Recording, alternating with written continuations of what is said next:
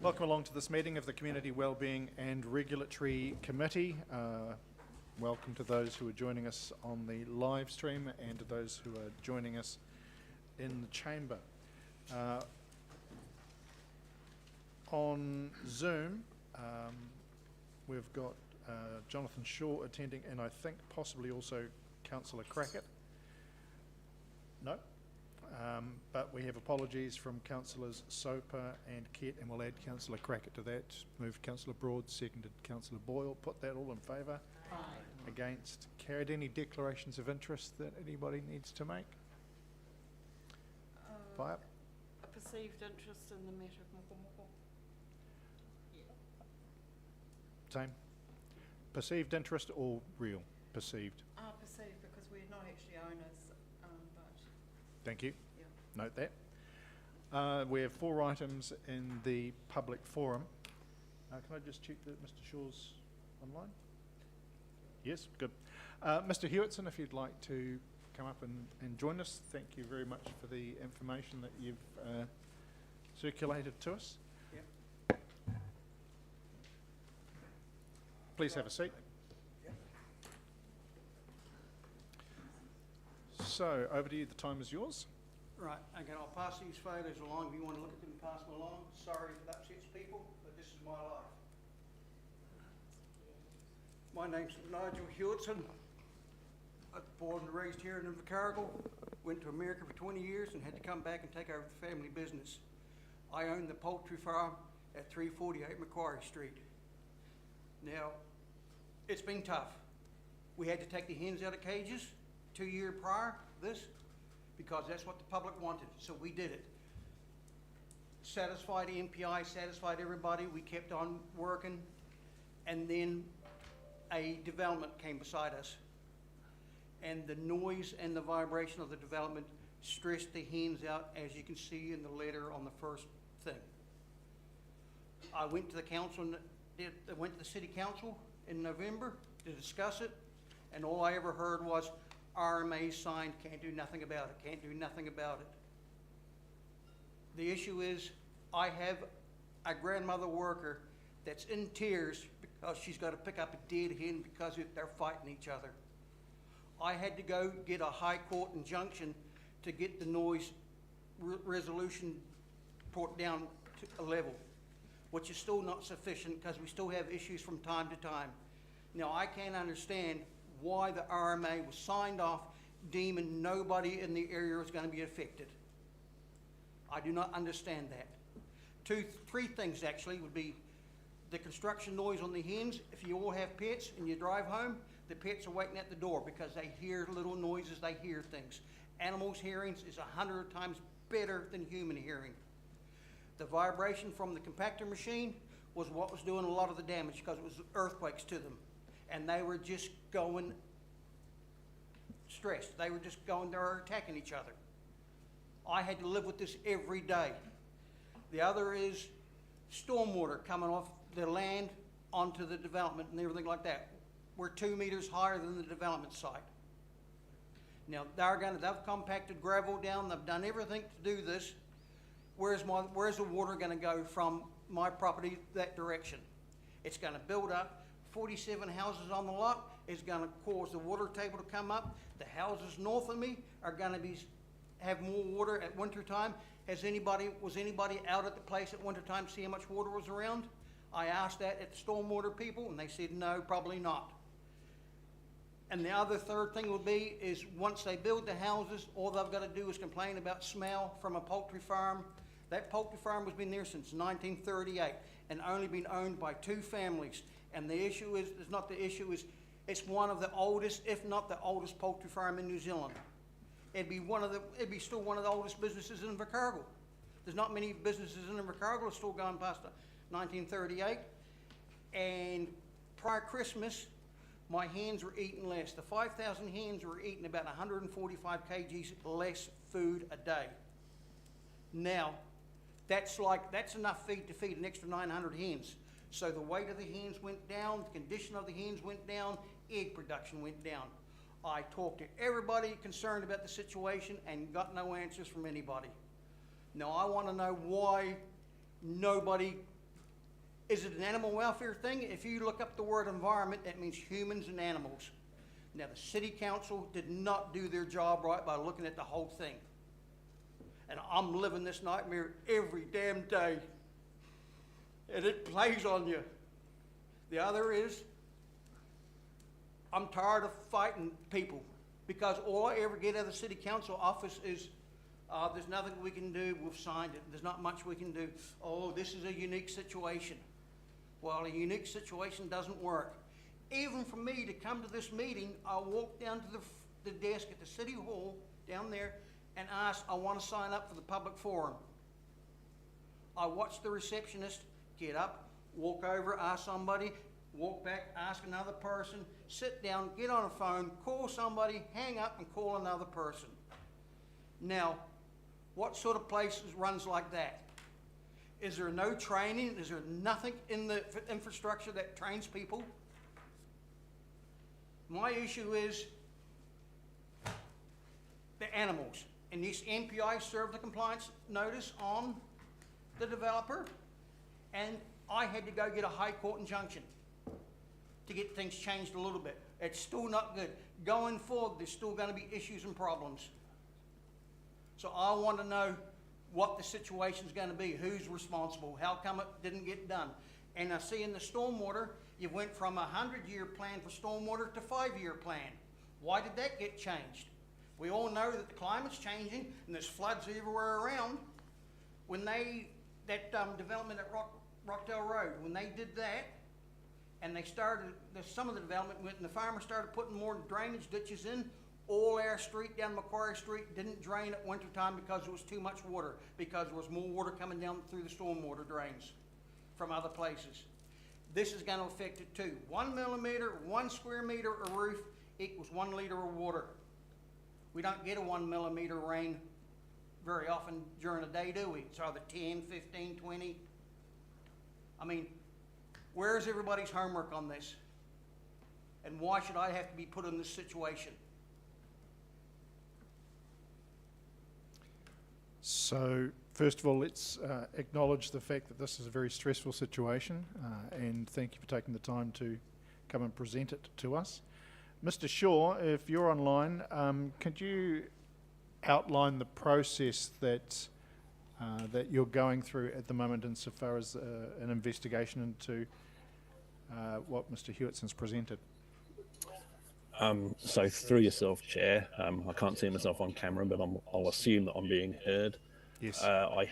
Mr. Hewitson has brought his concerns to my attention recently, and I had a meeting with Mr. Hewitson last week. There is still further review that I need to undertake, so I'm probably limited at this point in time as to what I can actually say. So you're confident you have a full list of the questions and issues that Mr. Hewitson has raised? I believe so at this time.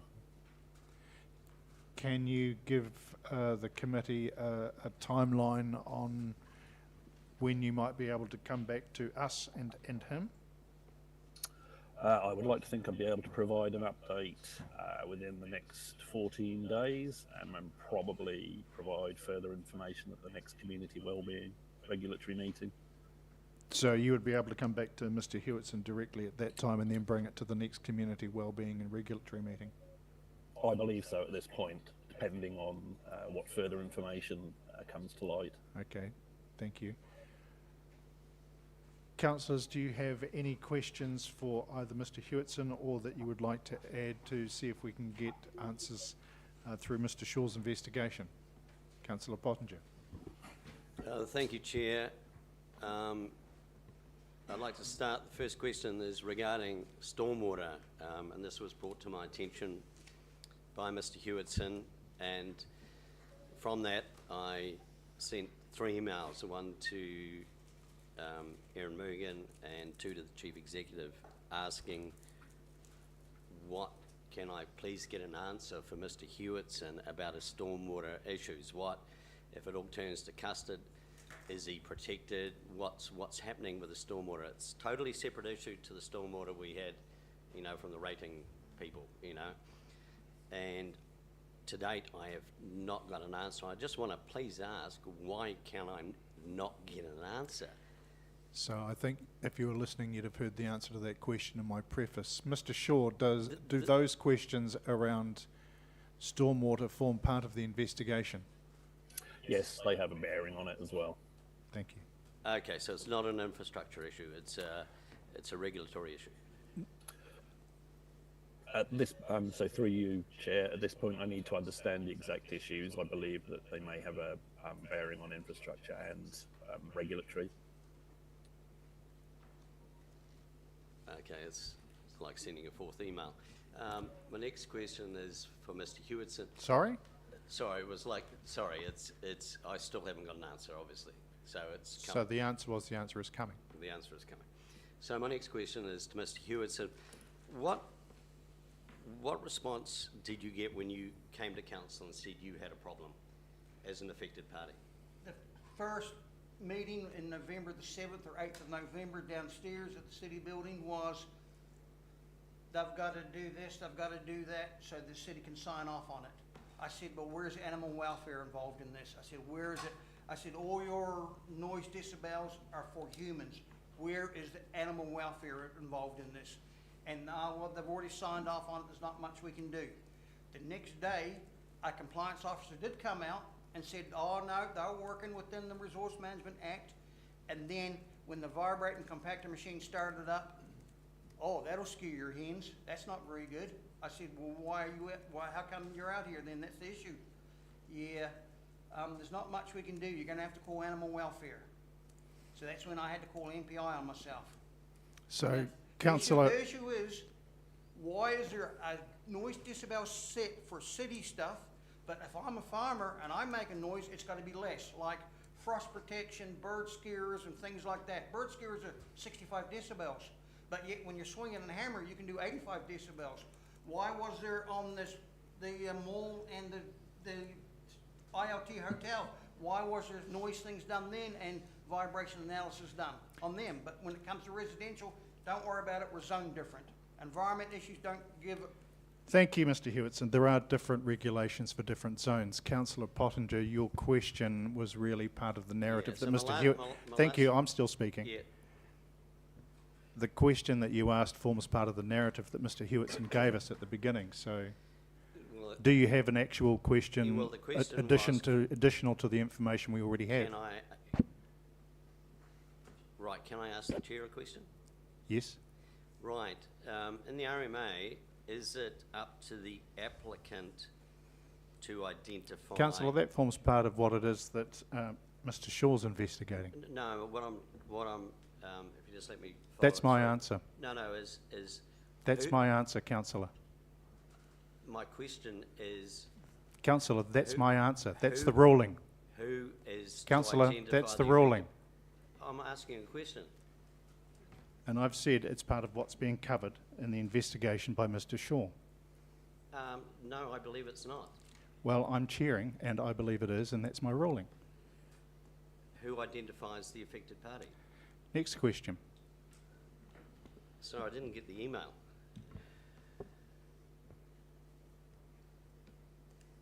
That democracy was not in place today. Comments not welcome, Councillor. Well, I think you might have to, we're trying to help this citizen here. Yes, Councillor. So if you'd hop off your grandstand for a second. As we outlined, Mr. Hewitson has had a fairly thorough discussion with Mr. Shaw and outlined what his concerns are. So we're looking through the entire process, which covers up not just regulatory but also potentially some infrastructure issues. And until we get those answers, we're not really in a position to push further forward. So if you've got a question that helps to shed some more light on the situation, or, no, sorry, not shed some more light, but covers off something that you don't think has already been considered, I'm not sure how it helps. Democracy is about the process, Councillor.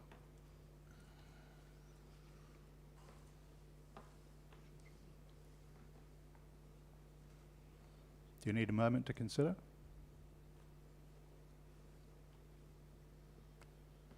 Reverend Cook. property and I know the area quite well.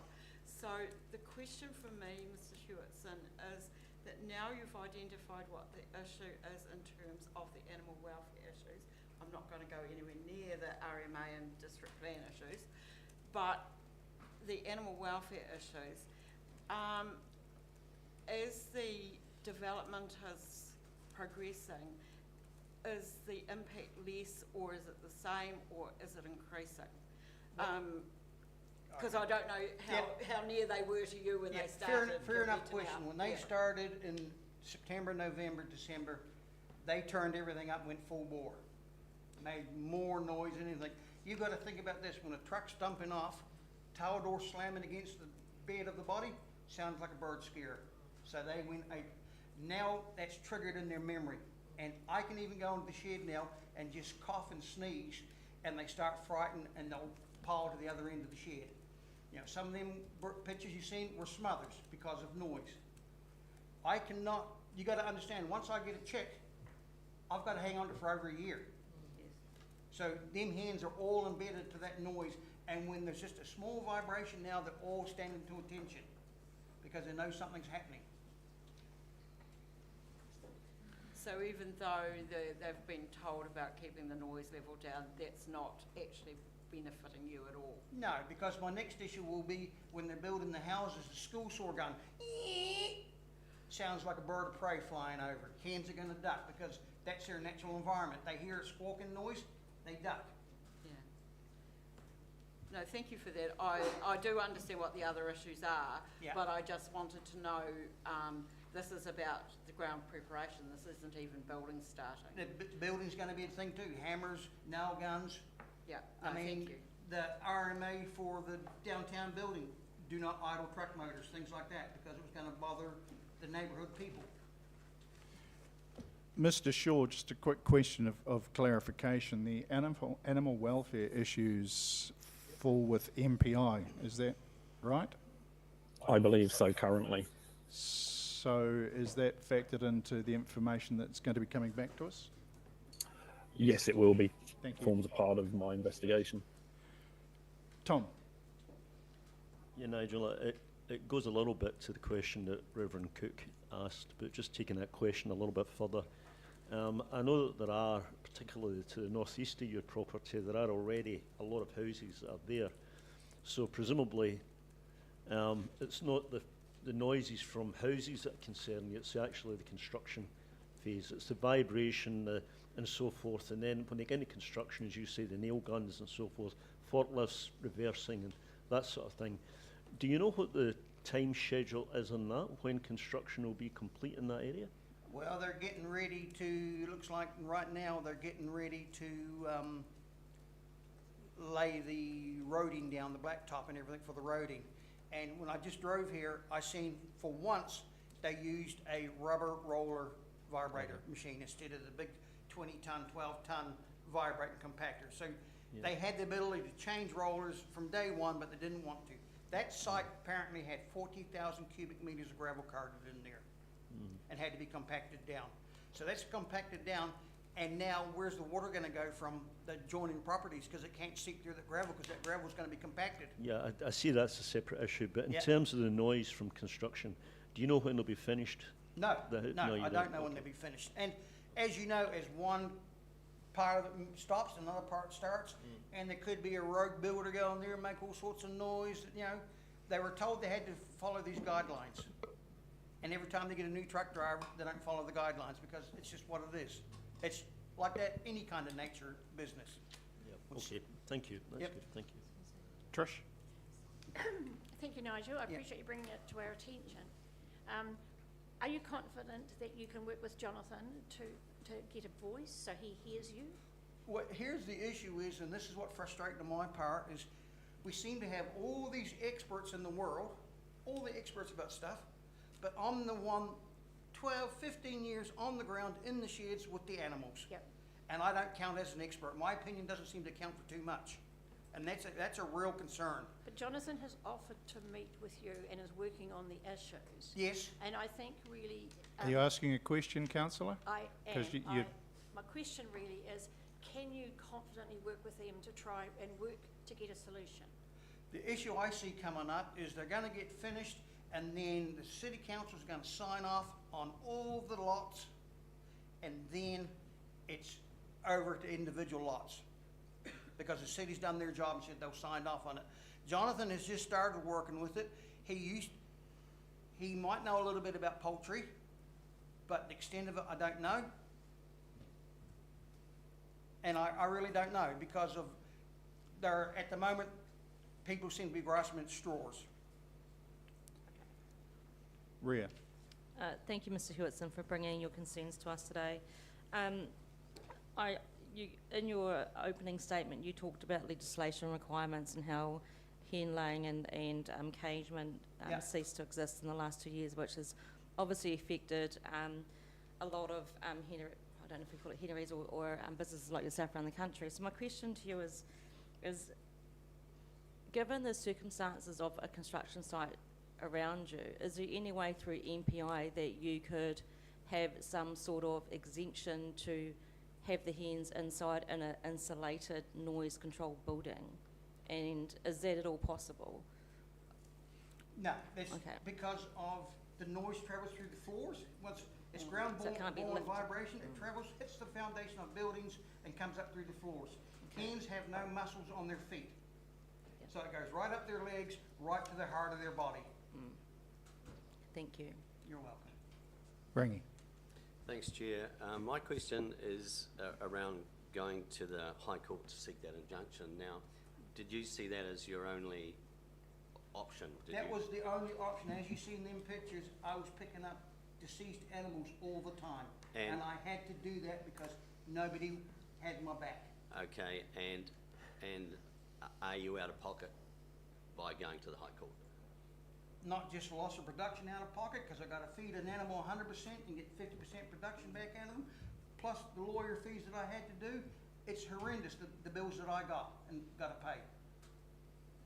And all I'm trying to do is put food on somebody's table. What is the use of building houses if you can't put food on the table?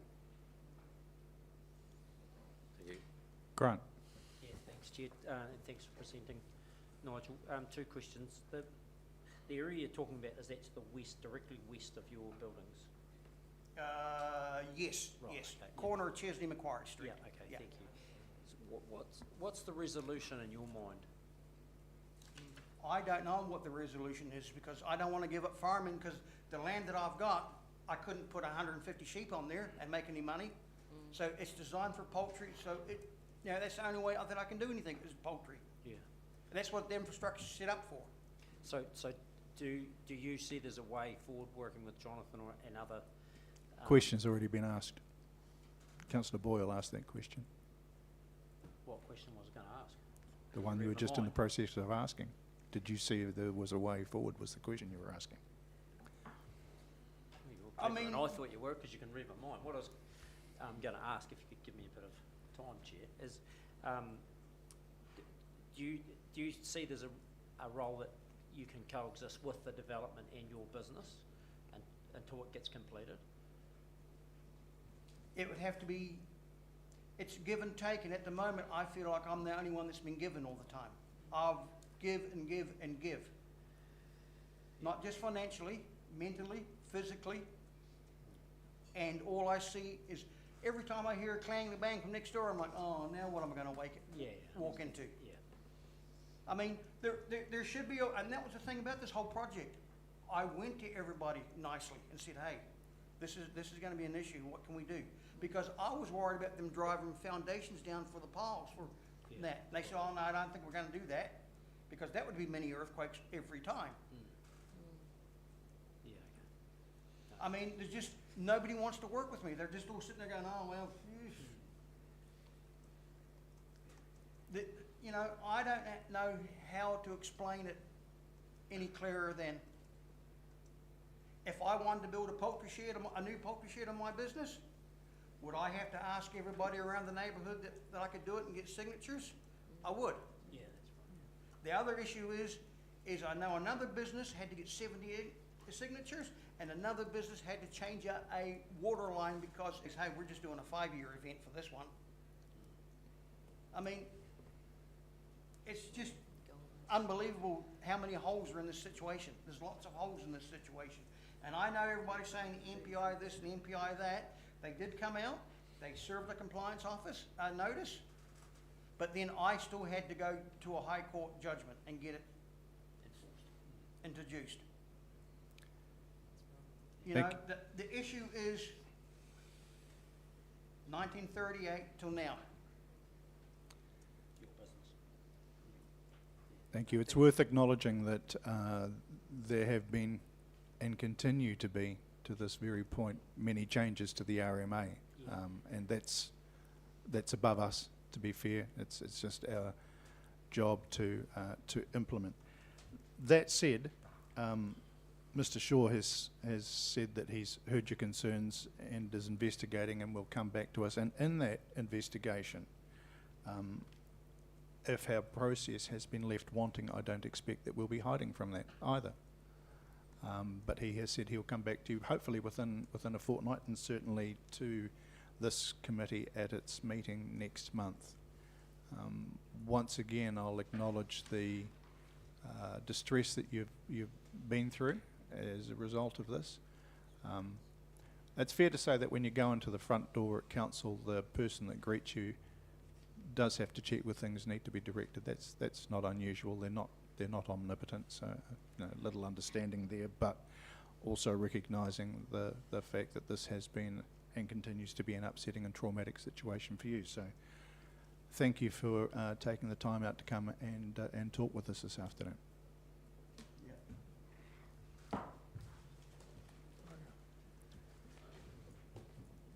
We move on to the first of three submissions in public forum about Mochamoka, and firstly via Zoom I think we've got Mr. Olsen on behalf of the Maui Trust.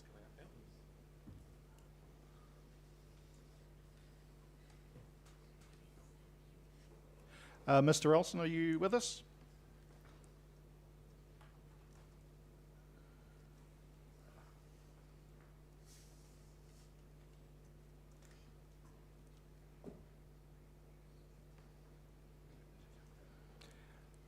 Mr. Olsen,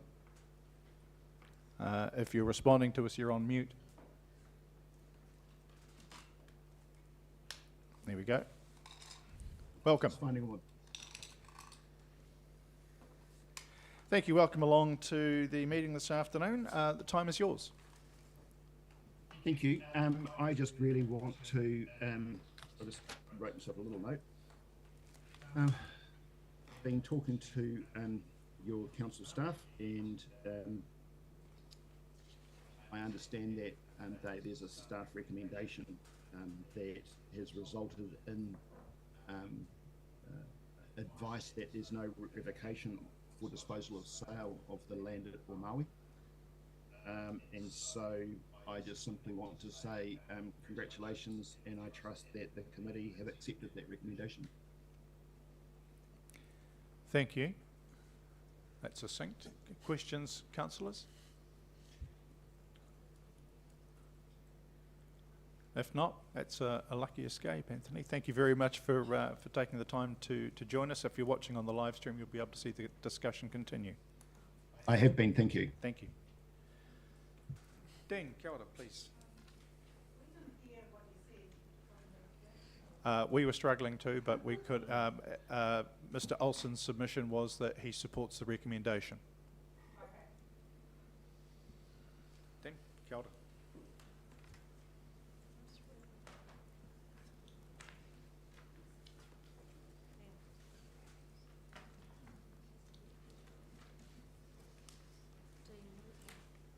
Atu kia koe te mana o tō tātou tepu, ana hoki te pau o waihopa i tēnei wā, kouta katoa, mano whenua, hurino e tō tātou tepu, mihi mai, karanga mai ki a mātou o te kaitauru whānui ki rongi te kaupapa rānei. Thank you very much for the opportunity to speak to the committee today. My name's Dean Whanga, and I'm part of Awarua Runaka, who put in this submission today. Also knowing that the Waihopai and Awarua Runanga share the interest or relationship with the council, so I just want to acknowledge that and that fine relationship. Yes, just in terms of the our submission, as the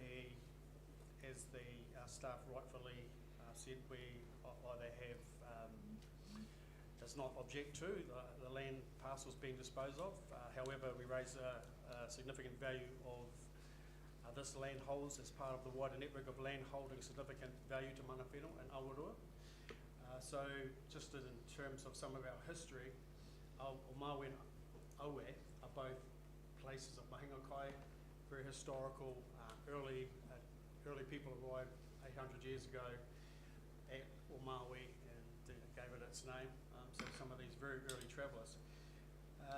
Taririki Whenua Uta is the hill at the back of Maui, which is our house, at our old Māori house, and the marae is named after. So the connection to Maui is very strong. The connection to our people has been, is, and continue into the future will be strong. And I suppose one of the significant reasons that we wanted to share the history and the knowledge of our people to that place, and especially to these areas, these land parcels at Maui, is that our people wanted to be buried at this very significant area at the mouth of the Oriti River. And as you see from the map, figure 1, or the figure 1 that I supplied from a historic map, that right surrounding that land parcel are significant, identified as urupa, or places of burial. Although some places we can identify where they are, it's some places we can't. So just want to acknowledge that, and that's why we have to, as part of our responsibilities, kaitiaki responsibilities, is to let people know about those and to be careful in these significant places. So it is our responsibility to look after these places. And in some cases, land acquisition helps us maintain our that responsibility of kaitiakitanga. So great caution must always be taken with any land use in the area due to possibility of desecrating unknown urupa. Tururanga of Awarua aspire to have whenua at Maui, a place to reconnect through land to our tūranga waiwai, next to our urupa and special places. It is important in these situations, these opportunities, that iwi have first right to own land the council wishes to dispose of. This reserve should not be owned by anyone except by the Crown Partners, Council, or Tururanga of Awarua. The revocation of the land has been described as of little recreational and environmental value, but I understand since then there's some other thoughts, but to Tururanga of Awarua, the land is culturally and extremely important. Tururanga of Awarua do not object to the land parcel being disposed of. However, it is a great opportunity for the council to offer 1 or 2 of the blocks to Tururanga of Awarua to support a wahi nohoanga that is a place to camp and gather kai. Just speaking to one of the whānau earlier, that they used to camp quite regularly at their Maui block back in the 70s, 80s, and as a result of some sort of land change within the council, they were unable to go there anymore. So these are the sorts of things why getting back to places is really important for us. It's an opportunity to grow our rangatiratanga through land acquisitions. These are some of the aspirations of Tururanga of Awarua. To support and undertake restoration of Indigenous biodiversity and habitat. And we also know there's a lot of great work going on by locals out of the Maui and on the Bluff Peninsula. Tonga species flourish in our takiwā, regenerating native bush to attract native birds life, including native geckos and insects. Predator-free Maui, Awarua lands, papakaiinga housing and opportunities on our lands, and work with neighbours and communities for a thriving Awarua and Southland. We very much are supportive of property rights, people's individual property rights, but we believe that we're always going to be a good neighbour.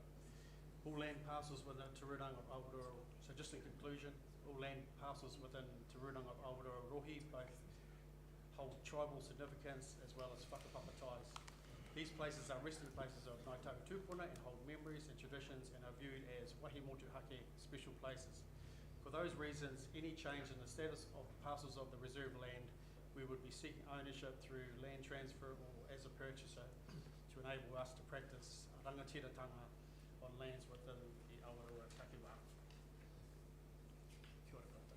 Kia ora, thank you, Dean. Can you just clarify, are you looking at all of the land that's contained in there that we're looking to shift?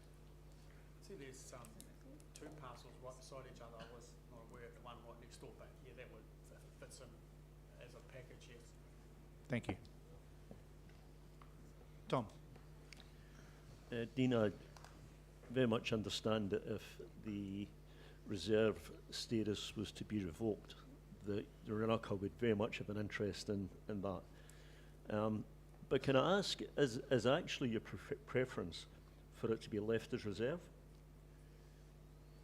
Well, the question to come up for us is whether the revocation that the council was undertaking, that's when it come to our, our interest. Yeah, I understand, but Yeah, this is so another milestone where we have to. We're sort of, well, that's when it'll come to mind that if there's an opportunity where you were going through that process, then we believe that we should own that property. So if you were to continue to push through that, then we would say, yes, we definitely would want that land for all those reasons that I just talked about, reconnection, to protect those sites close of not under that land itself. So But if I can, brought it to our attention, that would be our first option. If it were to remain as it is, then that's going to be second best. Okay, thank you. Steve? Thanks, Chair. Kia ora, Dean. Always appreciate your insight, specifically in this presentation today. Can you just, I guess, speak a wee bit more about the vision of Papakainga housing and how that might look on this land? Papakainga housing is it's probably a wider view across any lands within Aotearoa Takiwā, Waihopai Takiwā as well.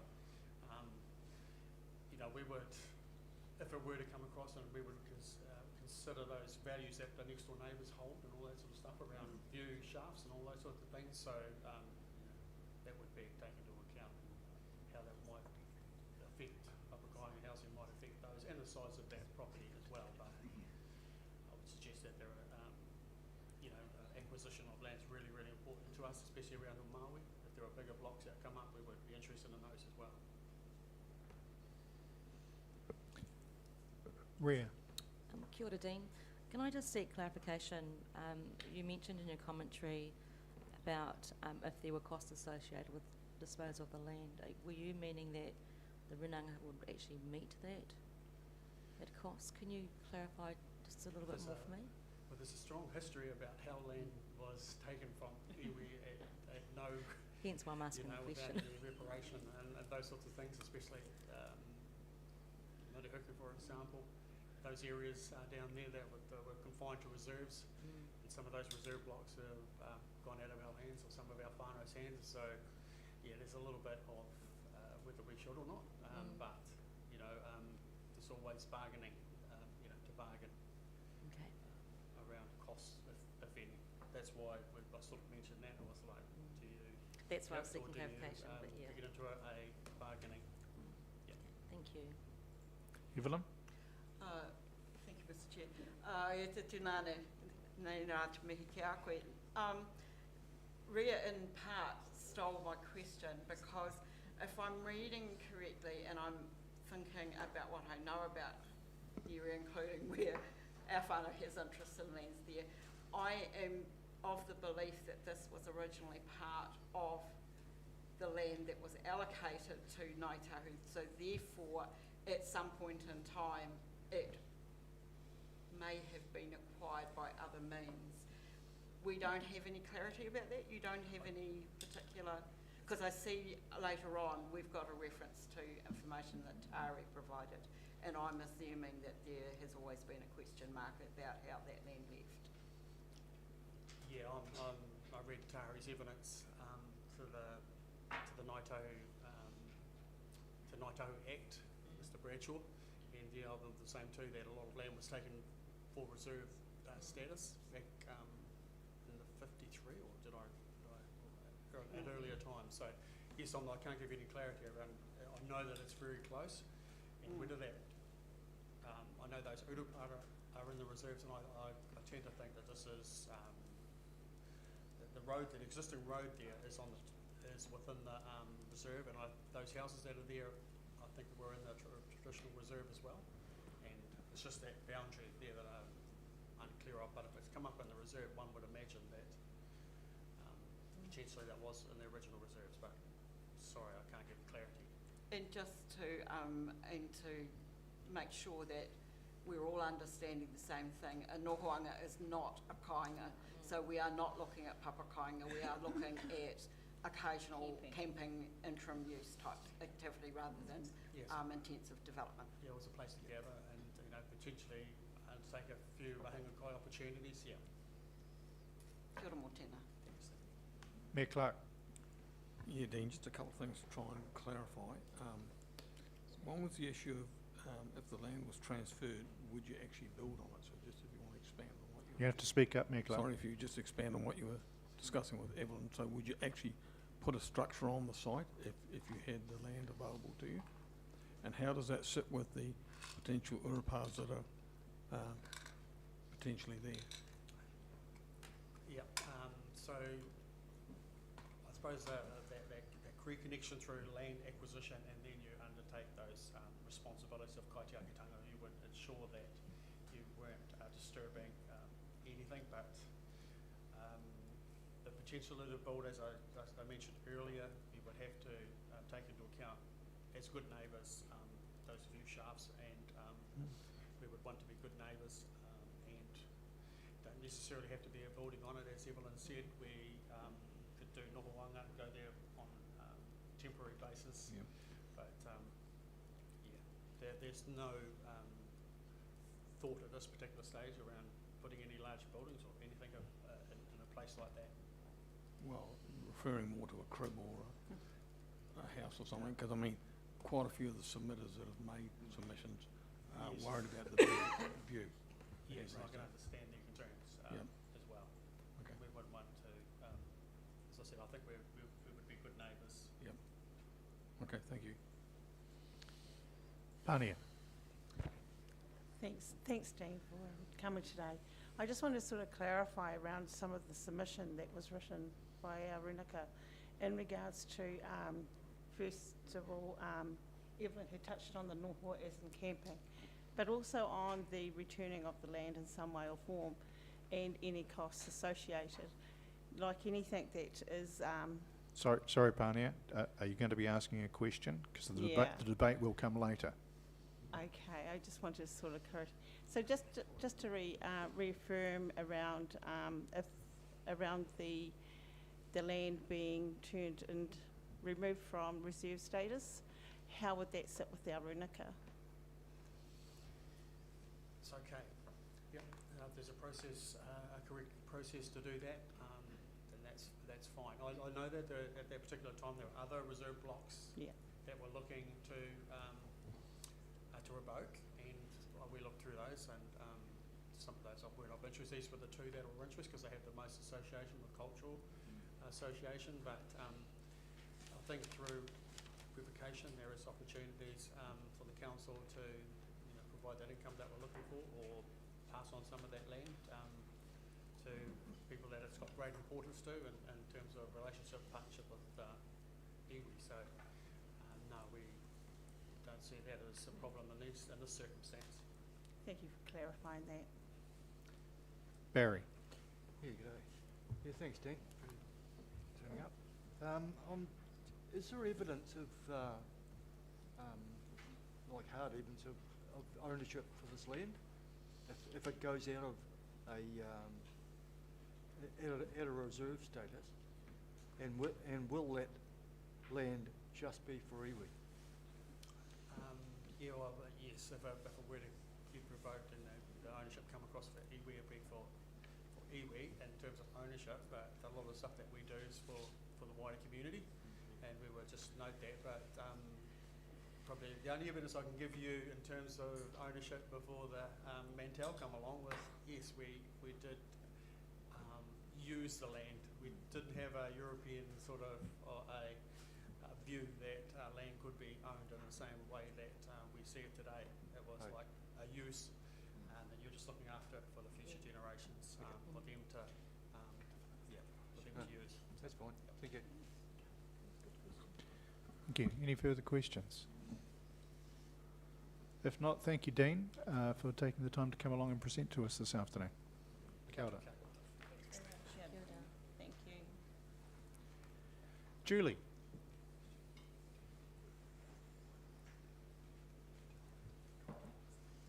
Welcome along.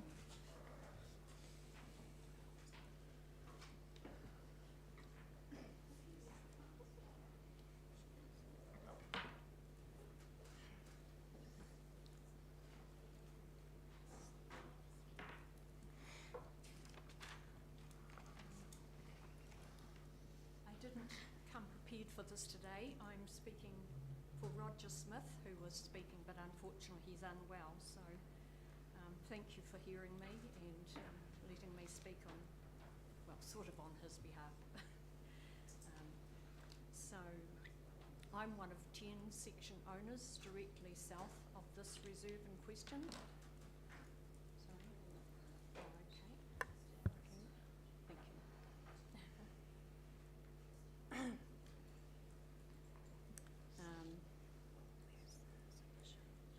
We are one of 10 section owners directly south of this reserve in question. Is that better?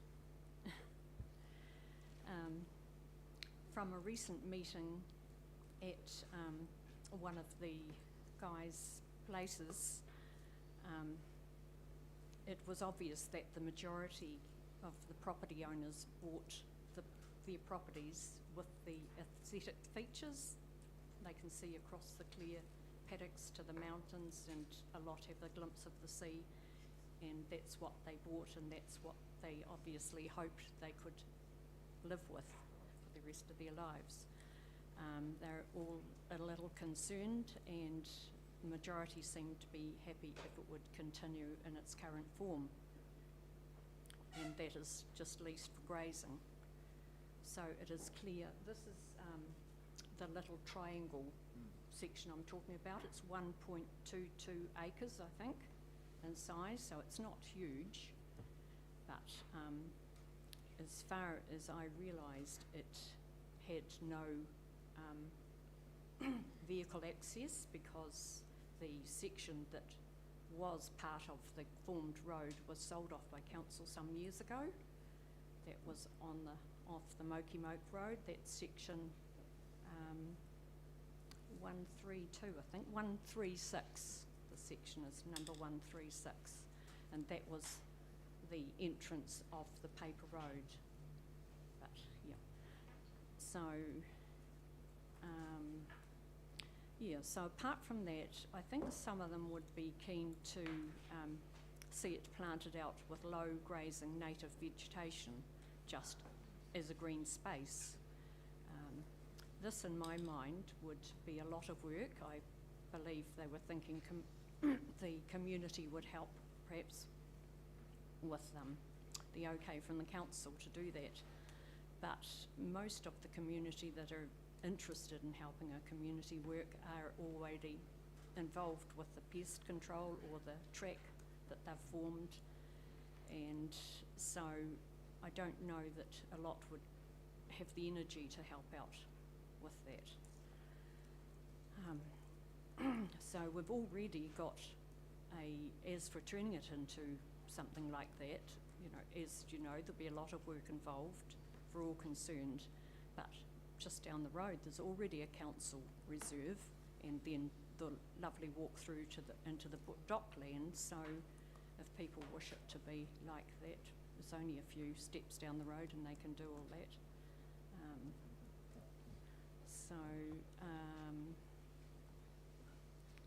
It seems,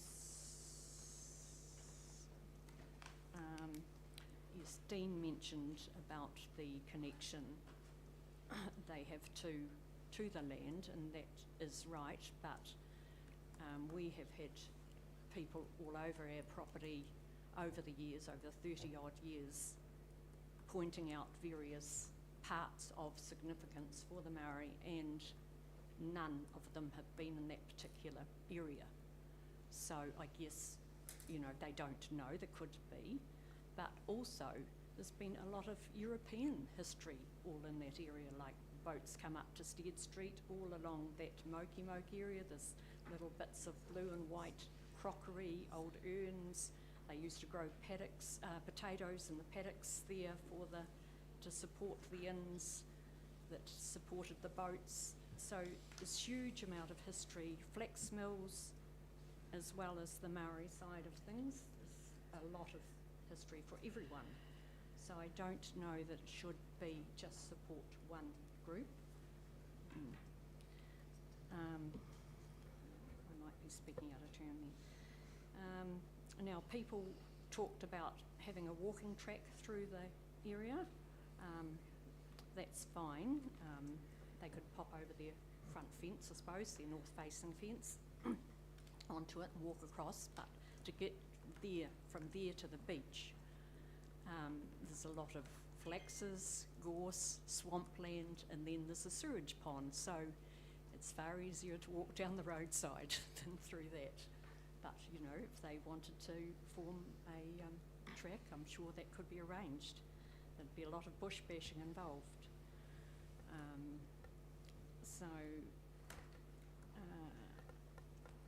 So I just wish to reiterate that I think from most of the 10 neighbouring property owners, they wish to see it stay in the same form. They certainly don't want any buildings on it, or pine trees, or anything that will block their view or cause noises or interruptions. Yeah, so that's what they bought the land for. I know you can't stop you know, progress, I suppose, but that's what they thought they were buying into. Thank you for your time. Thanks, Julie. Questions, councillors? Evelyn? At the risk of being contentious, why are you not in favour of return of the land to the original owners or the descendants of the original owners? I recognise that you have chosen to buy there and you like it as it is now, but you would prefer sheep grazing on there rather than the descendants of the original owners having access to land for low-level recreational and whānau development purposes. So no or minimal buildings, but certainly no pine trees. We're not pine tree fans. But I found the wording interesting, and I want to know what people are frightened of. Okay, I just, I'm not totally, concerned that that is the case. If Dean Some gets people it. are. Yep, but the piece would be shattered a little compared to what it perhaps is. Not that that matters, I suppose, but there's also lots of Maori land already around a Maui, huge amounts, okay? Not just right there, and there's been opportunities for others. So, I'm just thinking, yeah, that piece is just another extra piece. Is it going to be left to just go rough and go to gorse, or will it be looked after properly? Because the moment that ground is disturbed, it will go to gorse, and all of that. But they do acknowledge our relationship with the area of the Mochamoka and or Maui, the landowners that are there now. They do acknowledge Naito's relationship with that area. Well, I don't know for sure. I'm sure they do, but I'm sure they understand. Okay, thank you. Tom?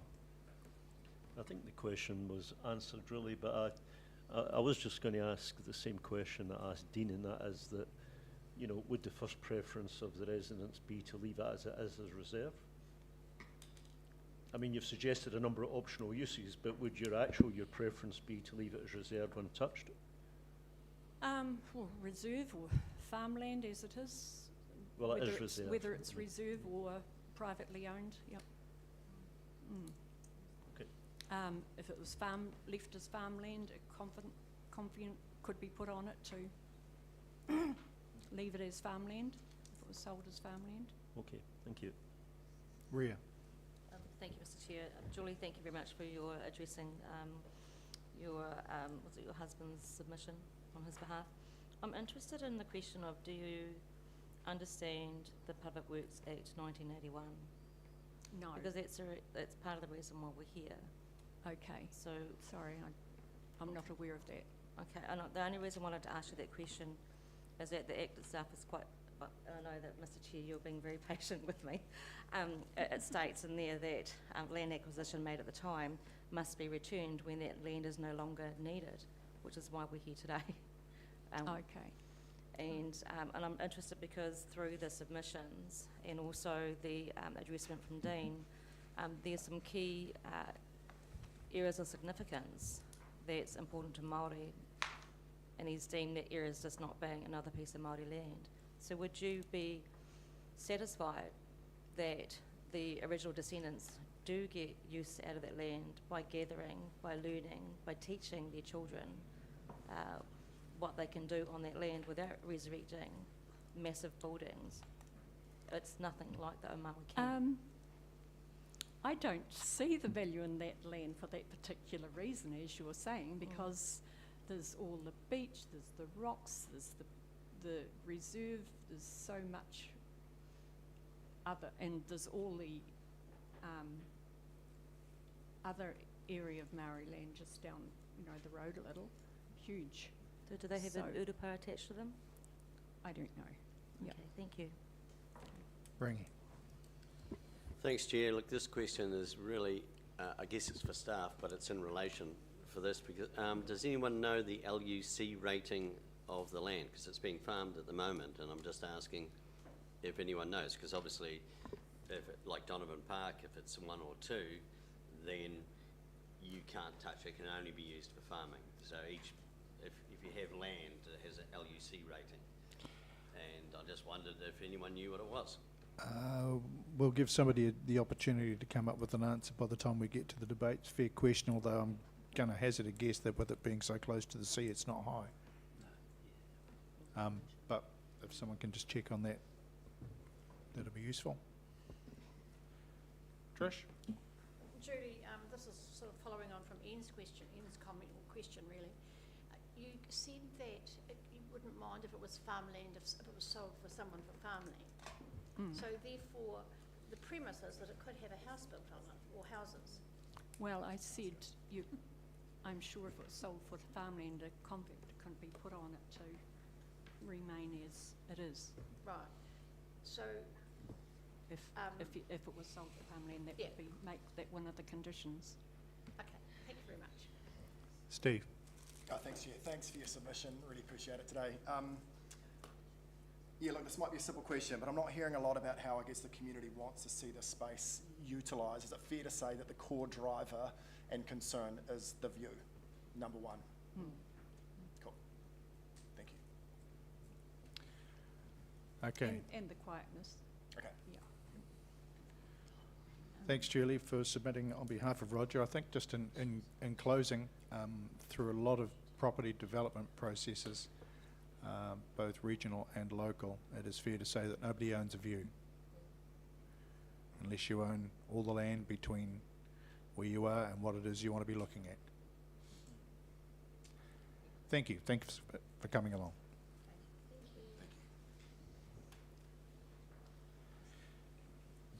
Councillors, that brings to an end the items in public forum. The issue around the Mochamoka Reserve revocation comes up later on the agenda. So we go to tab 4, which is the minutes for the hearings of the Sandy Point Domain Management Plan on March 25th. Recommendation is that they are received. Move Grant, seconded Barry. Evelyn. Just a couple of points out. Can you pull that mic in, please? Oh, sorry. Just a couple of points out of the minutes. Can I clarify that point 3.8, paragraph 4, we are talking about trails, not trials. It's item 3.10 on paragraph 3. Is this unkempt or upkept? Because it makes a difference to the meaning of what we're reading, and I just wanted to clarify, are they typos that have got through an editing process? Given that I wasn't at the hearings, I don't know what was actually said. Yep. Worth noting also that Councillor Stewart wasn't at the hearings either, so I'll second the motion to receive. Who wants to have a crack at answering, clarifying those two questions from Evelyn? Michael? Thank you, Mr. Chair. I would suspect that they are typos. Yeah, I wasn't sure because in the horse thing, trials and trails are both possible, but the other one about the grass, I assumed it was unkempt rather than upkept, but technically could be possible. I think the assumption would be fair. Thank you. It was just with those minor clarifications. Thank you. Thank you. Any other questions, queries, issues before I put the motion? If not, I'll put the motion. All in favour? Aye. Against? Carried. We have the minutes for the deliberations from the 1st of April. Recommendation is that they are received. That's obviously the next stage from here as it goes through to council. So I need a mover and a seconder for that who are there. Trish, Grant. Questions?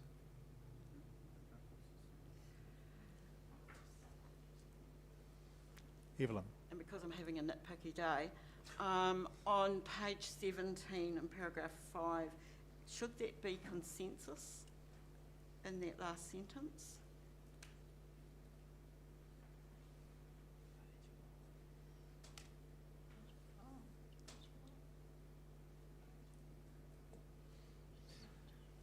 Through you, Mr. Chair, I suspect it is, though census is also a legitimate word for that purpose.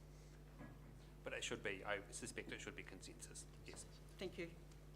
This is to prove that I actually read the papers that you send me. Appreciate. No, it may be important sometime down the road. Appreciate the clarification. Questions? Or other clarifications? If not, then it's been moved and seconded. I'll put that all in favour. Aye. Against? Carried. We have the minutes of the Community Wellbeing and Regulatory Committee from the 8th of April. The resolution is that they are confirmed. Mover and a seconder, Barry and Trish. Any matters arising? If not, I'll put the motion. All in favour? Aye. Against? Carried. The City Centre Heritage Subcommittee. Tom, thank you. I'll second it pro forma. Any questions? Put that then. All in favour? Aye. Aye. Against? Carried. I'll move that the minutes of the District Licensing Committee through April are received. Seconded, Ria. Queries? Put that then. All in favour? Aye. Aye. Against? Carried. No report from the Youth Council, apart from what's tabled. Partially the school holidays fell during this time, so. And the block takeover is coming up but a couple of weeks away. Watch that space. Move that it's received, Steve. Yep. And seconded, me. All in favour? Aye. Aye. Against? Carried. Item 10, the Sandy Point Domain Draft Reserve Management Plan.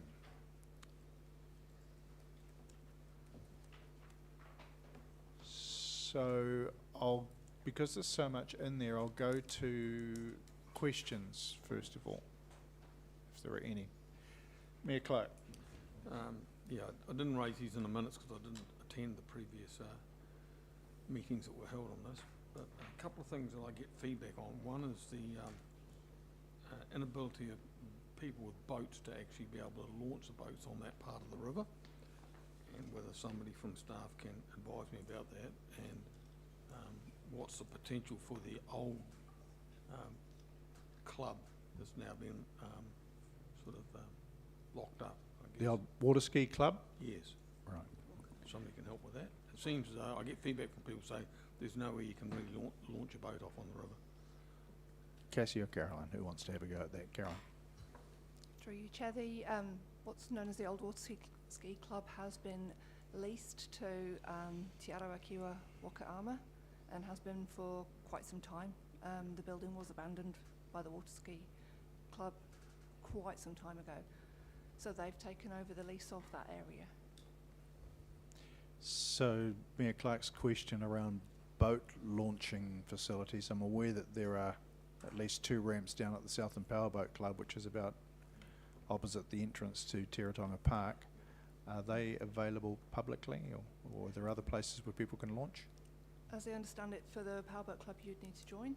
You need to join as a member. That launch, the ramp there is theirs, as the ramp at the what was the Water Ski Club was theirs as a club that was put in by them. So a membership to the Powerboat Club membership, grants you yes. access to their launches. And the other question is around Cooper's Creek. And I know we've had a lot of debate about that, and we'll have some more shortly. But on the issue of Cooper's Creek, through this process, did we get the issues that we thought were resolved don't seem to be resolved for some of the leaseholders? And we've still got some tension there, haven't we? Is that a fair reflection? It would be a fair reflection of their opinion, but council has already made a decision. Yeah. It's okay. Yeah, it's cool. Because they are going to speak at the full council meeting, so Yep. just wanted a bit of a heads up. But I on still reiterate that council's made a decision. Yep. So. that. Yeah, that's But fine. yep, I understand they are coming to full council. Yep, thank you. Rangi? Just clarification, Chair. So this time now is purely for questions. We can comment later on the plan. On Sandy Point? Yeah, Sandy Point Management Plan. No comment now. I'll comment now. Yep. Oh, okay, sorry. I just wanted to make sure. Look, in my opinion, I believe the plan is superficial in the sense, as the Mayor has raised, it does not address and acknowledge the rights of Cooper's Creek community, and so I won't be voting to adopt it. Apparently, the community has been dealt a sinking lid home ownership deal that enables only one further sale per property. And by natural attrition, this will be the demise of the community. Now, in creating this outcome for the Cooper's Creek community, this council, I believe, has disregarded Section 10 of the Local Government Act. And that section states in 1B, the purpose of local government is to promote the social, economic, environmental, and cultural well-being of communities in the present and the future. Now, this council has removed the future of Cooper's Creek community, and in doing so, I believe they are in breach of the Act, and in doing that, are in breach of statutory law. So I can't support this because that they should be addressed in the management plan. They are part of it. So I just have to state that I will not be supporting this. Did you participate in the meeting where the issues were discussed at council? In the hearings or when? September last year, when we were dealing with the issue of that was raised by the Maui residents. Sorry, not at Maui, Cooper's Creek. Look, I've got rough notes here. September, yes, I was, and I obviously stated something similar. But I'm just saying I'm not supporting the plan because it's a breach of the Act. That is your interpretation. That is my interpretation. Thank you. Any other questions, Evelyn? So, Mr. Chair, I'm a little bit disconcerted, not so much about some of the decisions that we're being asked to do in the paper, but the plan as a whole has introduced quite a bit of conversation referring to Oreti Beach, which was not part of the consultation process. Within that and within the document, there is a reference to the statutory acknowledgement of Te Arakiwa Whauwhau Strait and the importance of the area, the Oreti and etc. What it doesn't acknowledge, therefore, because you have now referred to Oreti Beach, you have not referred to the mātaitai that Waihopai Rūnaka has off Oreti Beach. Now, I recognise that council doesn't have management over that part of it. That is part of the coastal environment. However, there would be an interpretation that might be taken by members of the public that going and gathering tohiroa or doing other shellfish gathering activities is something that they can just undertake because the beach is the beach is the beach. And there was a couple of references by people about the gathering of tohiroa and the importance of tohiroa.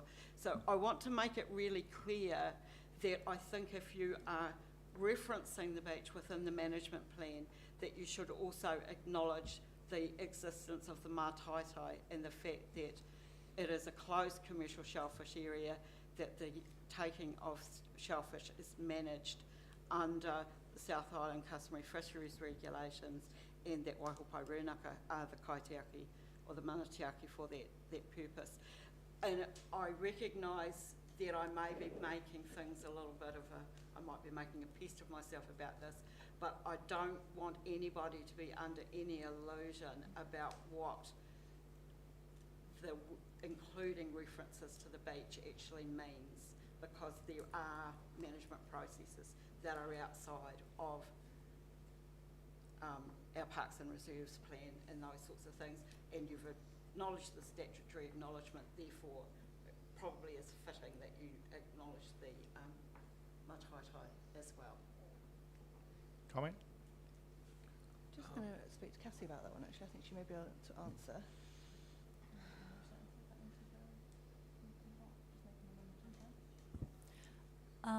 Through you, Chair, if Reverend Cook was able to provide some wording to support that, we could amend that to incorporate it. So the request is really around the acknowledgement of the mātaitai. It's in addition to what's being recommended, but it just serves to reinforce something that exists elsewhere. Thank you, Mr. Chair. So further to that, there are a couple of wordsmithing things within the plan. Well, actually there's more than a couple, but I really would like to see a cleaner version of the wording of the plan before we actually adopt it. And I know it will come to council. So can we do something about that in the meantime? Because there were a few things that I found really challenging as I read it through, and I think it could do with a really good clean Grammar and spelling? grammar and spelling review. And the one that I picked up, I think it was more or less on the first page, was Nai tahu ki mirihiku, not K-E, but K-I. And it's repeated a couple of times through the thing. But there's a number of others, and I'm happy to help. I know I'm the notorious nitpicker, so I'm happy to take my share of the burden. But some of the things that I picked up in the minutes actually are replicated within the plan, and so we need to up our game maybe on those things. Sorry. Thank you. Mayor Clark. I forgot to mention before the issue, that the comment in the plan about the full-time rangers that used to be there, and just signal that since the ranger left and we subsequently removed the house, we've had significant amount of ongoing damage and undesirable behaviour out there.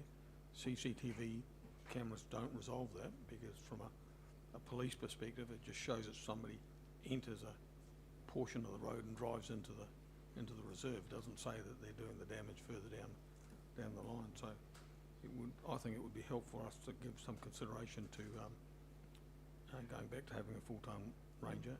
I don't accept the comment that says that there are health and safety issues with being there at night time. I mean, you can claim that for just about everybody. We have animal control people that go out at night time, police go out at night time, conservation wardens and rangers go out at night time. You just protect the staff, because I think it's a major asset that we lose. The other issue is on the issue that Evelyn just raised, which is the traditional food gathering or matatai effect on the beach. We had a legal opinion last term that the council is responsible above the high tide line only, and everything below the high tide is with other authorities, not us. And I'd be surprised if anybody, including historically anybody, gathered tauroa above the tide line, because it would be pretty hard digging into that very very dry sand that's at the very, very top. I mean, it's just about at the sand dunes level. So I'm not sure that we need to extend that out to include that, but it'd be interesting to get some opinion on that. Thank you. Noted. I mean, the points around the ranger and the house were made during the hearing. And obviously that would all sit as unbudgeted expenditure at a time where we're challenged, but that's a council decision. Grant. Yeah, thanks, Chair. Just a few just points through the report, and thanks for your work on this, team. So on page 181, Sandy Point Domain Action Plan, on 81111, just you talk about some different user groups around already links in the hub. I think it'd be beneficial if we added Active Southland to that as a representative of a wider sports interest in that particular facility, and it provides some benefit to engage with them, so if they could be added to that.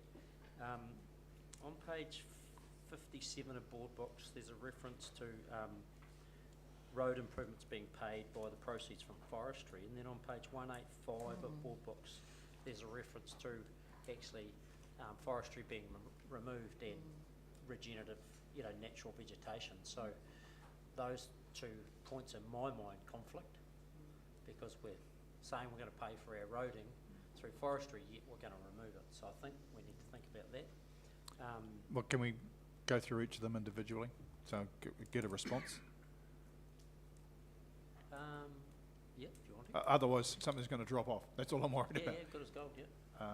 So the forestry point, Caroline? Yes, through you, Councillor Dermody, the forestry has been removed from some areas and replaced into other areas, so it's a movement of the forestry. Right. We have to maintain the same hectares at present. So is that clear is that documented clearly in the plan? And I understand the question, yeah, thank you. Thank you. Yeah. Then my next point would be around, there's 3 references within the implementation plan and the document around a facility, and in the master plan there was a proposal with a facility being developed out there, and yet I think from the feedback from the hearings and just from councillors was the appetite for that facility there's no appetite for it, and in the master plan, action plan, I think it's in the 1 to 3 year time frame, it's going to be investigated.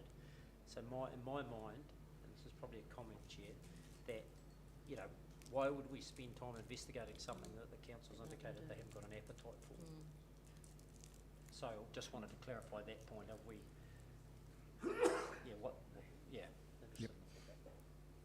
Through you, Chair, Councillor Dermy, the investigation of a facility out there could mean investigating the current buildings and their usage, so the usage of the current ones out there, rather than an additional or anything. Yeah, but it does reference raising funding for new buildings in the plan. So I think we need to be clear, because it does give direction to other councils around what.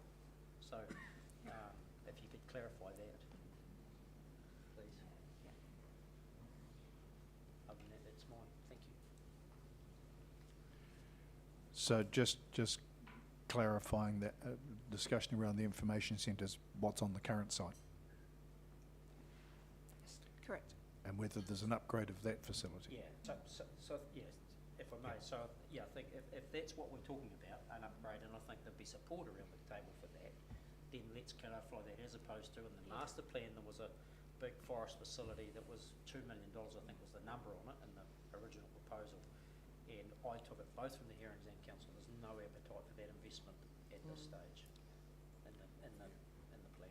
So if we distinguish on the current site, you're comfortable with Yeah, that? with the facilities we're talking about investment at Sandy Point. Thanks. Thank you. Evelyn? Mr Chair, to Councillor Dermody's point and trying to clarify, we're not just talking this plan about being for the next 2 or 3 years though. This is a bigger, longer term piece of work. So therefore, we're not just thinking about the decisions that we are making in the current environment, but the potential for decisions to be made in the future and leaving the door open for a future council who may be more financially blessed than us to make a decision that is different. I would be really reluctant to take words out that actually limit us in 3 or 4 years, or a future council in 3 or 4 years' time. I think Councillor Dermody's point was that the plan stipulated that it would be investigated within the next 1 to 3 years. Yeah. But within the 1 to 3 years is not our term. It is a different council's term, and their situation may be different, and their appetite may be different. But with the clarification that we're just talking about the current information centre, you were satisfied with that? The current site? Sorry? So with the clarification that we got, that we're talking about what's on the current site, not what was identified as a potential in the master plan, you were comfortable with that? Yeah, and to Reverend Crooks, if I may respond, look, you know, in a number of things where we are in the triennium, we're trying to give direction to the next council, right? So we haven't wasted all the hard work, mahi, that we've done. So that's what I think we need to give direction to. We see that there's best in the existing facilities and look where there's improvement there, but any further investment for new facilities needs to be brought back as a specific objective to a council. As it would be with other things, right? Indeed. Yeah, thank you. Any other questions or points?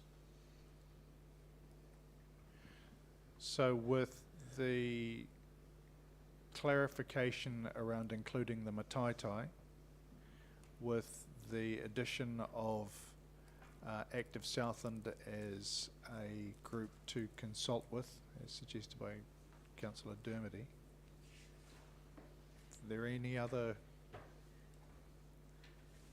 clarifications to the recommendations that are in item 2 and 3 and 4? So, Mr Chair, just thinking about something that the Koromashua said, if people are under the impression that they have the right to launch boats from club facilities as opposed to a public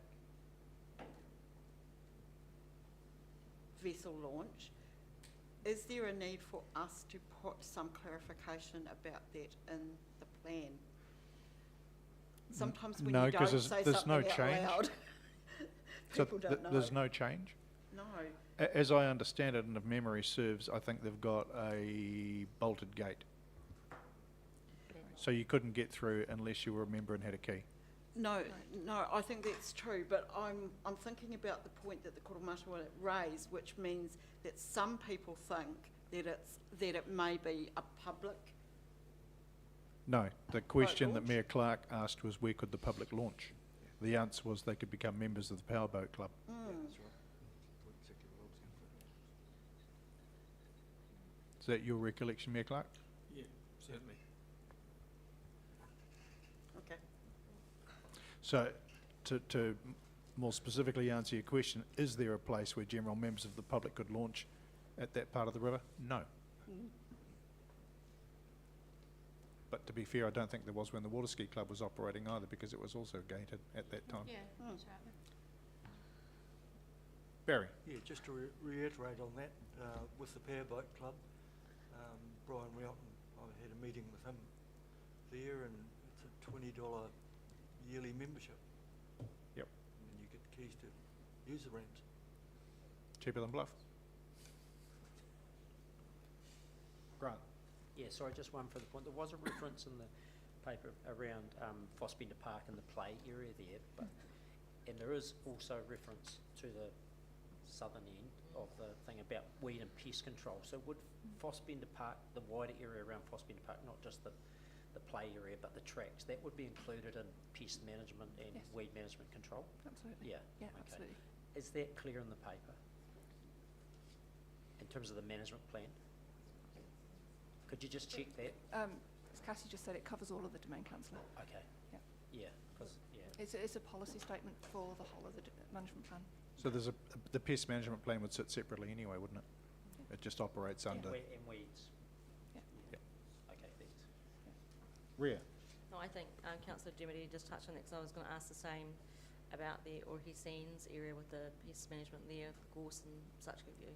So that to your question, that will be included in all pest management. So the policy statements are for the whole of the domain. Okay. For the whole of what? For the whole of domain. Yeah. I just didn't see it. But Pania? they're not specific. Only focus on the sort of southern end of the road to the south, don't they? They don't focus on the north, the Fossbender Park area. I think that's what I found confusing. Thank you. Cheers. Pania. My comment was really just around, in reference to Councillor Pottinger and the referencing of Cooper's Creek. If we were going to reference anything, it would be Owe, the actual kaika of the village, that reserved land. That's how I feel is more important. Yep. Rex, do you want to swing your mic around and clarify that? Again, provide clarity around process, not necessarily around content, but around process as to why that is in there, to reassure Councillor Pottinger and the council that staff have only enacted a council decision. Yeah. So this council made a decision in September last year, and I've got it in front of me the minute, where it said, it approves the recommended approach for future tenure agreement at Cooper's Creek to be included in the draft Sandy Point Domain Management Plan 9.3 building section, specifically 9.3.2 bracket 11 end of bracket, to read a 21-year license to occupy with a right of renewal of 7 years plus 7 years, with the right to transfer to a third party for the remaining period to a maximum of 35 years. If you recall the discussion at the time, and I certainly do because it's the longest time I've sat at the end of a table in my 30-year career, so I recall it very clearly, that it actually was what the resolution that you passed as a council to have included in this Sandy Point Reserve Management Plan, and it is in there on page 78, as per the clause numbers, etc., exactly as was requested in the council decision. The council decided at that meeting in September was not the recommendation that was put up by staff. The staff recommendation was a blanket 35-year licence to occupy. The council made the change to make it a 21 plus 7 option. So I just want to reiterate that staff have acted on and delivered on a decision of this council by including that in this plan. If that is to be up for debate again, it is a different conversation, and it is a different process that we would have to reenact to bring back to the council, because this is about the reserve management plan.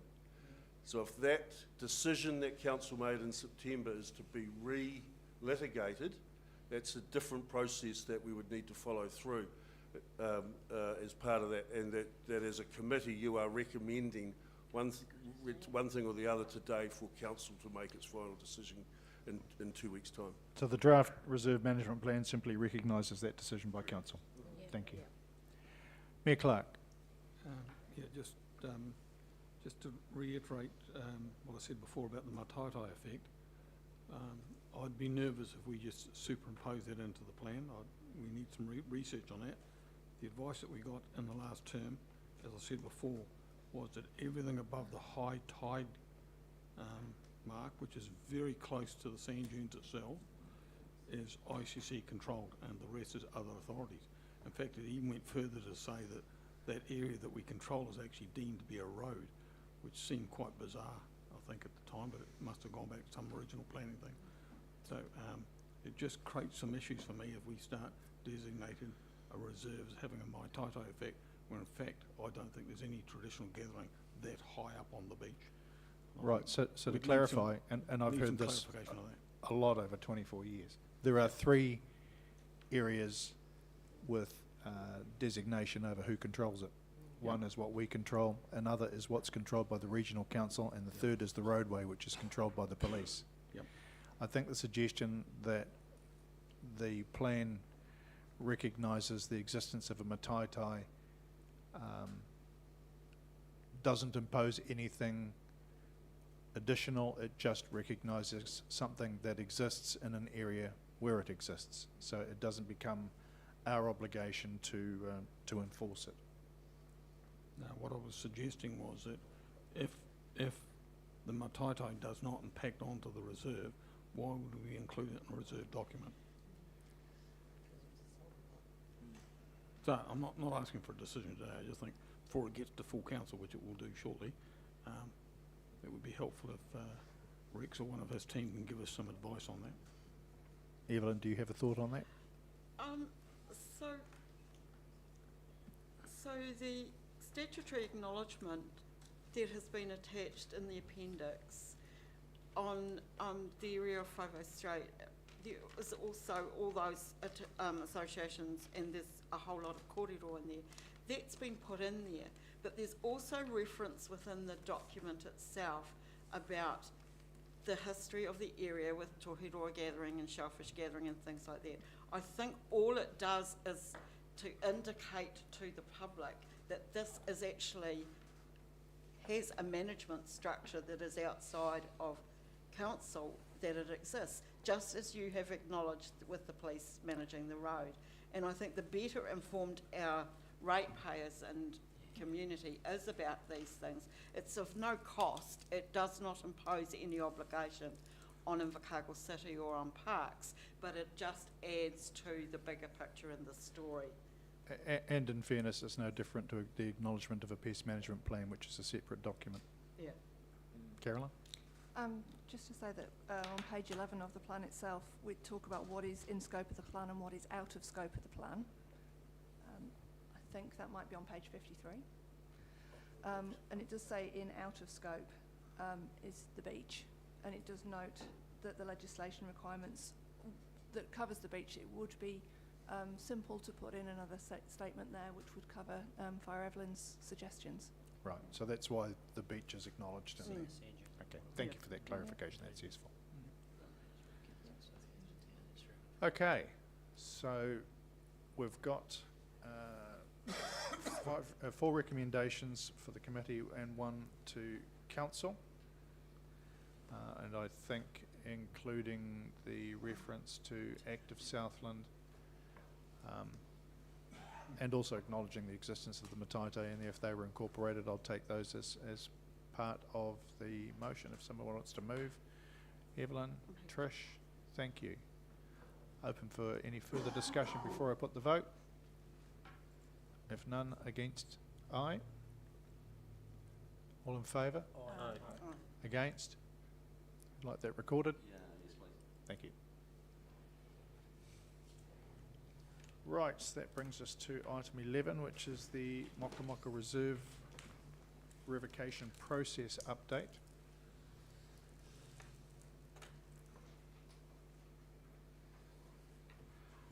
Everyone's had a chance to read the report and look at the recommendations. Chris, can I ask you for feedback on the points that were made during public forum today? Kia ora, everyone. Thanks for the time today. I really appreciate the people that came to speak today, the Maori Trust, my whenua and neighbours, and it really does outline the complexity of this land parcel.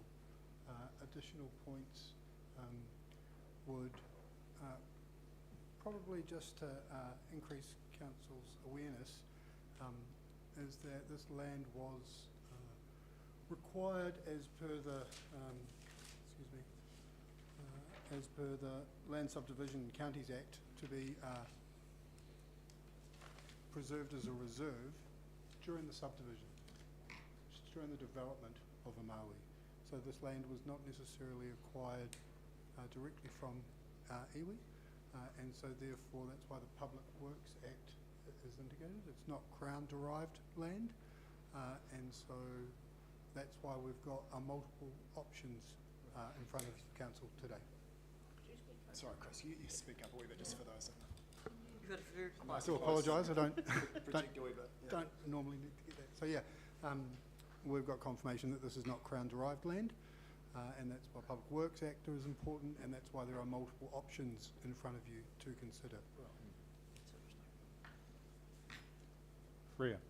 So can you repeat what act it is that you refer to as to how the land was? So this land was required when approving the subdivision as part of the Land Subdivision and Counties Act 1946.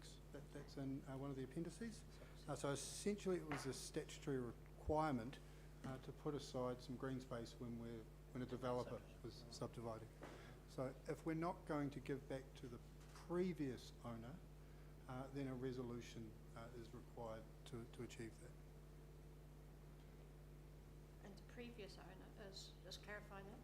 So the previous owner was the developer when it was subdivided, so I don't have, and the consultant that we had to provide this information also didn't find that information. Yep, that's fine.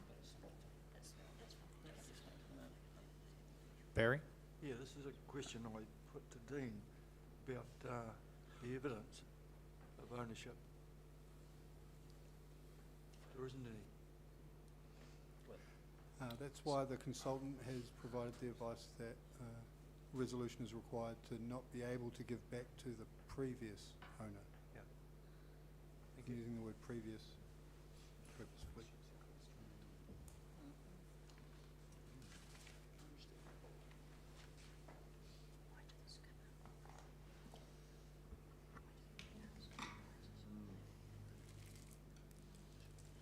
So can I do that? Ria, sorry. Yep.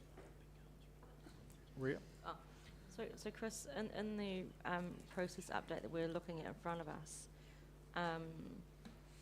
these references to the Public Works Act 1941 in there. So are you saying that, I'm just trying to get an understanding of what you've just given us an update on. Are you saying that that should be taken away and it should be this new Act the old Act 1946 should be in its place? No. Because that's how I'm hearing it, and I'm seeking clarification on this. No. Chris was just pointing out the act under which it was acquired. Tom? You were before me. No, he's prioritising us. I'm going down the table because the Mayor's got his hand up as well. Yeah, it wasn't actually a question, it was a comment. Yep, So by all means. you happy with it? Yes. Okay, look, it seems to me one of these cases that when we considered this back in September last year, we had much less detail about the background and the implications of revocation. I think now we know that. In my view, it creates far more problems than it solves by revoking. I would be inclined to follow the recommendation of staff and leave it as it is. It's well protected as reserve, so that the concerns about it being despoiled, maybe, I think that's not going to happen. If it's reserve, the residents continue to enjoy their view. So I would leave it as it is. That would be my opinion. I mean, leave it as it is in the sense of do not revolt. Leave it in council ownership as reserve. Yeah. Okay, just before I come to you, Grant and Nobby, Michael? Yes, thank you. Through yourself, Chair, there was a question raised that you asked staff to respond back to, which is the LUC rating. Yes, thank you. I noticed we've had advice on that. Yes, LUC Class 6. Thank you for that. Not two. And thanks, Jonathan, for coming through with that. Grant? Yeah, thanks, Chair. Look, I'm similar to Tom. It's been a useful process to discover some additional information, but I'm in favour of just leaving it as it is. you know, it serves a good purpose for the residents that are already there in terms of aesthetic value, but it's equally available to other members of the public, including mana whenua, to access to use as a reserve, as any others are. So I think just leave it as is. Thank you. Mayor Clark. Yeah, I'll certainly move recommendations 1 through 3 and 5A, which is reinforcing what the two previous speakers have said. I can't in good faith look to a sale now, given that there's potential urapa there, and I'm nervous about some comments that I heard from iwi about what the use of the land would be in the future, because I think if we returned it to iwi ownership, we would have no control over that at all. Yeah. And I heard one of the representatives say today there'd be no or minimal housing on the site. Well, minimum housing means some housing, and I just can't rationalise the two issues of what Dean put up, which was the unknown urapa, which is potential grave sites, and the importance of that, and then to have some or minimal housing. So I'd certainly recommend that we just leave the status as it is. So, sorry, just making a quick note. You have moved recommendations 1, 2 and 3 to this committee and 5 to council. 5A. 5A. Yep. Okay, is there a seconder for that? We go no further. Grant. Okay, sorry, if somebody puts a motion, I've got to take that. Discussion continues. Trish. I can support leaving it as it is, but does that give Ngāi Tahu the right to visit that place and know that if they do find out that there are burial sites there, they can access? I mean, there's no barrier to them using. There's no restriction on the reserve. No restriction. No. Chris? Yeah. Kia ora, thank you. Through you, Chair. So the current management of the site proposed in the paper is through a lease. I do apologise. Is through a lease, and that lease would be able to determine what access requirements for various parties are. Yep. No, sorry, you've missed the point. I mean. No, he didn't. He said it's controlled by a lease, and access is governed by that lease. Oh, big pardon. So you mean currently? No, I mean that's what's proposed in the paper. But if we don't revoke the review, So it's currently leased, isn't it? No? Or is it just it is reserve land? So if it sits as reserve land as it is currently and remains that, then anyone has access to it? Yeah, that's what I was asking. Thank you. Thanks for the clarification. Rangi. Thank you. To me, it's quite obvious that the status quo, I actually think it suits both points of view, and the fact that it retains its natural beauty of LUC 6 is a good thing. Okay, we've had 3 speakers in support. Does anybody want to speak in opposition to the motion? Evelyn. I don't usually wish to speak against it being reserved land, but I am really disconcerted by the reasons that we're giving for leaving it as a reserve. So we're not going to plant anything that actually improves the status of the land, because it's not going to be iwi revitalising it. It's going to be left basically fallow. But what I understood from the residents was that people were grazing it, and this is why my question is, if somebody is grazing it and they're grazing it without a lease, then what we also have not picked up on something. We should be managing it with a lease, whether it's a reserve or not. So I'm against it being left as fallow land. I would like to see it become something that is more useful. I'm disappointed that what I said about minimal building was picked up as housing, because that was not what I was meaning. I was meaning that it might be necessary if iwi were managing it for the benefit of our whānau, as a nohoanga to have installed some toilets and showers, which is what I meant by, you know, minimal building. I don't think that that's markedly changing the character. I also thought that highlighting that it might be noisy or something like that may have had some connotations that I'd bride to. However, leaving that aside, we are actually leaving this as an issue for a future council. Council has indicated to us, this council has indicated that they want to have fewer reserves which are not useful. And this is one that people would like, some people would like to have it as a low-key, low-impact use. And I'm a little sad that we're not actually looking at that potential. So therefore, I am opposed to the motion as it is proposed. Pania. I'm in similar view, even though I support, you know, it being a reserve and, you know, as it is. However, I mean, it is that future thinking. I mean, there's potential risks that this here will end up in private hands in any way or form. I'm concerned as well in the 5A where it's got through a lease arrangement, because then we do not have access to that land. And as a noho in part of the submission, that was really around camping and not papakainga. So I just want to be very clear, as soon as we lease that land's leased, we don't have the same access.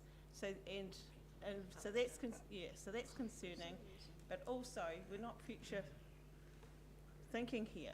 You know, this land is not fit for purpose for the council. So there's an opportunity here to actually put it where it's best needed, and I think where it's best needed is go back to the people. Chris. I was just going to confirm that our access requirements can be negotiated through the formalisation of the lease. Yeah, that's fine. Yeah, like on document. Yeah. Barry. Yeah. Into the mic, Barry. Pardon? Oh, sorry. Yeah, I back the keeping it as a reserve, but I'm keeping on hearing that iwi own it, or have previously owned it. Doesn't make any sense to me. Well, So I once haven't upon a seen time. the evidence. It was part of the 371 Once upon a time, acres. they did. It was a village. A question, Rhea? Yes. Please, Chris, given the information you've just provided to council, so if we keep it as it is and the land is leased, will that negotiation negotiate the public, members of the public can visit and or customary meetings may happen on that land? Will it be specific to the likes of that, so that all of us are not restricted, no matter what colour you are? One thing we heard from the community is that access through this reserve down to the coast was really important to them, and so that's absolutely accepted. I can't talk about the negotiations and outcomes from a lease that haven't occurred yet. So all of those are potential outcomes. But you've heard the appetite is to have that negotiation and make sure it's not a predetermined outcome. Correct. Yep. Not predetermined, but council's preference, I guess, is probably. Okay, anyone else? I'm going to put the motion then. So the motion is receive the report, receive the submissions, acknowledging those who spoke and recommending to council that we approve to cease the revocation process and continue the current management of grazing through a lease arrangement. It's been moved and seconded. All those in favour, if you could raise your right hand, please.